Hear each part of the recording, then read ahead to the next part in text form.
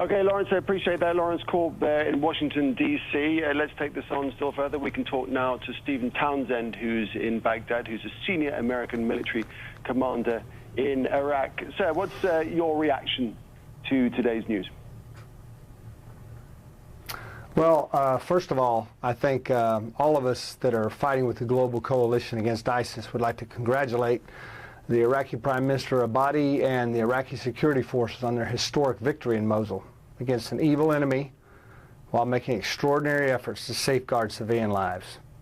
I think Iraqi militia forces, Kurdish Peshmerga fighters, and the global coalition also deserve a share of the credit for this hard-won victory. Make no mistake, this victory alone does not eliminate ISIS, and there's still tough fighting ahead to liberate all of Iraq.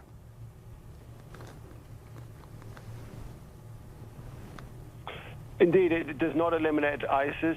Tell us more about the efforts that will have to be put in ahead to counteract the effect of ISIL in Iraq and Syria.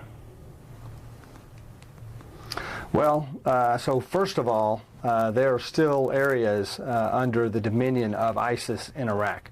There's a portion of Nineveh province just to the west of Mosul. The major population center there is a town called Tal Afar. They're going to have to clear that, and that's probably next on the docket. And then there are other areas, the Hawija area between Baghdad and Mosul, and then western Anbar province along the Syrian border is also controlled still by ISIS. So those fights lie ahead for the Iraqi security forces, even as they begin to hold and rebuild, stabilize and rebuild in Mosul.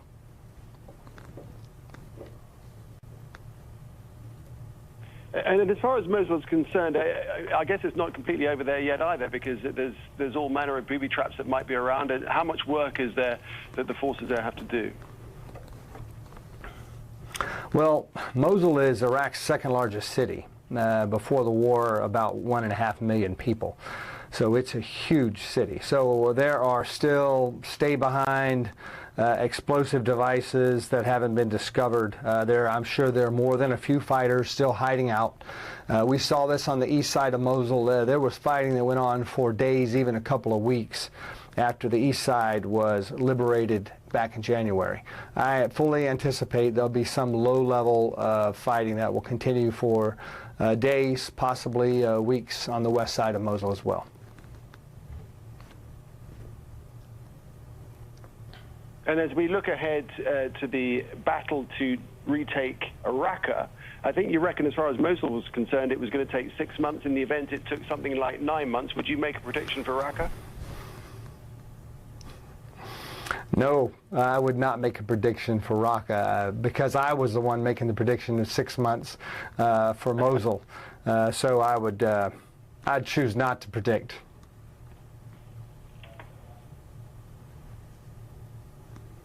And as far as the effort to politically to try and draw everybody together, I guess in a sense that's the biggest challenge of all, isn't it? Because there are so many disparate paths.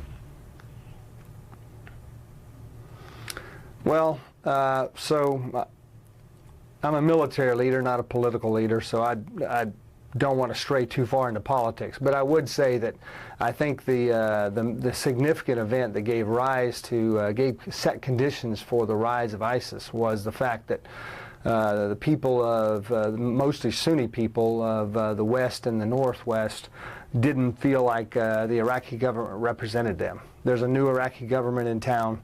There's a new Iraqi security forces now in Mosul, and but I think that's the way ahead. The government has to represent all the people, and I'm optimistic that'll be the case in the future.